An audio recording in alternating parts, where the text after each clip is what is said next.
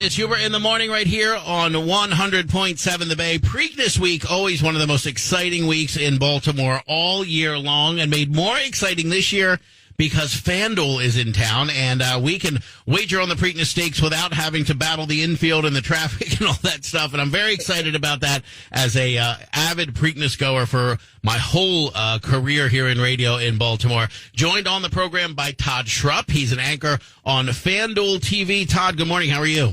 I'm doing well now that I'm with you, Huber, and you're right. It is one of the great sporting events, period. You can be a casual horse racing fan and appreciate what the Preakness brings because, to me, it's an all-encompassing event.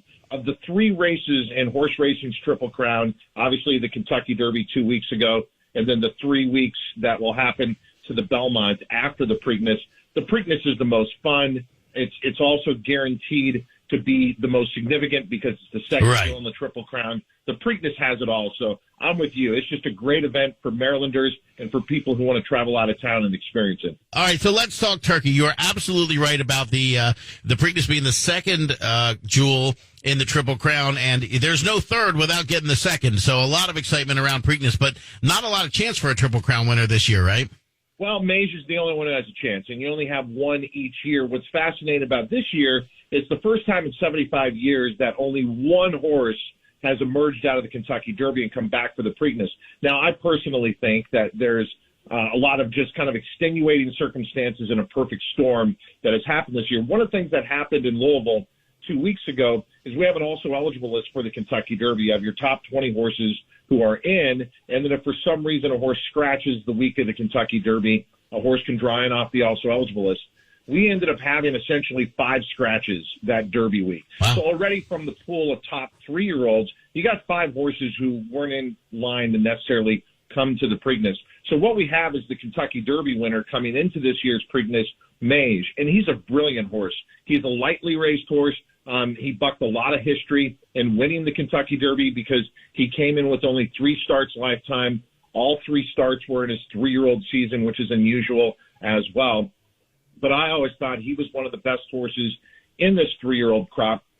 So we have this history where it's only one horse emerging out of the Derby to run in the Preakness for the first time in 75 years, but it is the Derby winner, and the Derby winner traditionally does very well in the Preakness.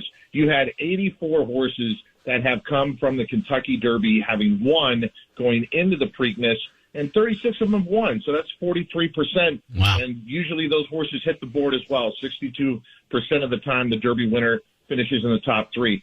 So Mage is the only horse who can win the Triple Crown, and he is absolutely the horse to beat in this year's Preakness. So let me ask you this. As far as wagering on the race itself, are you a stats guy? Are you a gut guy? Do you follow trainers, jockeys, all of the above? The key to horse racing has always been, how do you wager? How do you take advantage of being right? Everybody's system, how they pick winners, they're going to be right at some point. The key is, do they take advantage of that and bet the right way? As far as Mage, with him being a short favorite in the Preakness, I think wagers you would take a look at are, say, the pick 5, where you pick 5 winners in a row. So you got to find the winner of the previous 4 races ending with Mage in the Preakness. Or you look at a pick 4, which is 4 winners in a row. Or maybe you look at an exacta. I think this year to pick the top 2 finishers of the Preakness is kind of an easy task, in my opinion. I think Mage is obviously the horse to beat in the top spot. And then you have National Treasure and a very good horse in First Mission in the second spot. So I would be looking at the horizontal wagers, as we call them, the multi-race wagers, where you got to pick the pick 4, the pick 5, ending into the Preakness. That's amazing advice. And, FanDuel is a new thing here in Maryland, relatively, and especially compared to traditional horse race wagering. I mean, you got to take some risks in order to get big reward. You just bet Mage to win. You're not going to be, buying a new second vacation home or anything. No, you might have in the Kentucky Derby. The pick 6 ending to Mage paid $1 million in the Kentucky Derby. It was quite a day. They had some huge long shots leading into the Kentucky Derby, and then Mage was an upset at 15-1. That's what I've always loved about horse racing is you can have those moments where you have a huge payoff like that, but then there are some moments where it's straightforward. And you're talking about FanDuel and now being a part of a company that essentially offers everything that a bettor wants in one platform.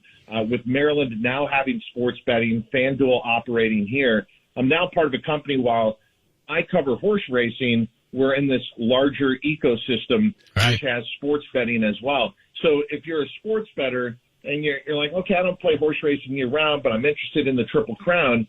Now with FanDuel, you have one place where you can do it all, and FanDuel has led the way with that. And so I think this is a huge opportunity for horse racing. If there were an existential conversation we're having about the health of horse racing and betting on the horses, FanDuel is showing the horse racing industry how those casual fans, those sports bettors who are involved year-round and love betting sports, can now become horse racing fans as well. So, I think what's happening here in Maryland is going to be a bellwether for horse racing moving forward and showing them how they can actually attract a larger audience. And that's something that horse racing has always grappled with. How do we get to that younger sports bettor and get them interested in horse racing? Well, now there's that opportunity with FanDuel. And because we're operating here in Maryland, we get a good chance to show that to the rest of the country. That's an amazing point you just brought up there. And raising horses, training horses, and racing horses is a treasured part of Maryland's history, and one that we've been fearing for quite some time may, not be there for much longer. But this does breathe new life into that, and it does, like you said, give casual fans a piece of the action, as it were. And we're very excited about that. Now, Todd, I'm going to wrap it up here, but I want to put you kind of on the spot. I like the favorites, obviously. But what's a long shot? If I want to have a little bit of fun and I want to pick a long shot, what's the one to go with? Red Route 1. He's trained by Steve Asmussen. He's got kind of my personal favorite running style, just as a fan of the sport. That horse that stays way back and then makes a big late run. That's so exciting.